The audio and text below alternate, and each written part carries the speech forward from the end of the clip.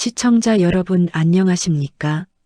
서울 강북구에서 발생한 이른바 모텔 약물 사건의 피의자 김소영의 신상이 공개됐습니다.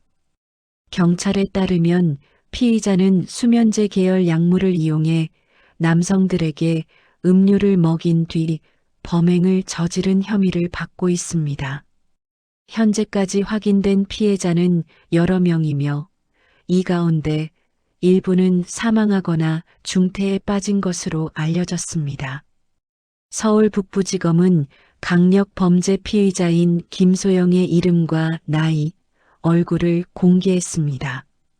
피의자는 20대 여성으로 지난해 말부터 올해 초까지 서울 강북구 일대에서 남성들을 상대로 범행을 저지른 혐의를 받고 있습니다.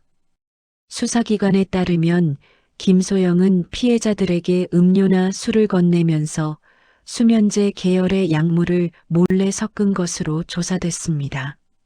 피해자들은 약물을 섭취한 뒤 의식을 잃거나 심각한 건강 이상을 겪은 것으로 파악됐습니다. 특히 일부 피해자는 모텔 등 숙박업소에서 의식을 잃은 상태로 발견됐으며 이 가운데 2명은 결국 숨졌습니다. 또 다른 피해자는 현재까지도 중태 상태로 치료를 받고 있는 것으로 알려졌습니다. 경찰은 사건 초기 단순 약물 과다 복용 가능성에 주목했지만 피해자들의 공통된 동선과 정황이 확인되면서 수사를 확대했습니다. 이 과정에서 피의자 김소영이 여러 피해자들과 접촉한 사실이 드러났습니다. 또한 경찰은 피의자의 휴대전화와 전자기기를 분석하는 과정에서 범행과 관련된 검색 기록도 확보한 것으로 전해졌습니다. 여기에는 수면제 과다 복용이나 약물 혼합과 관련된 정보를 검색한 기록 등이 포함된 것으로 알려졌습니다. 수사 결과 피의자는 자신이 처방받은 정신과 약물을 범행에 사용한 것으로 추정되고 있습니다. 이 약물은 과량 복용할 경우 호흡 억제나 의식 저하 등을 일으킬 수 있는 것으로 알려져 있습니다.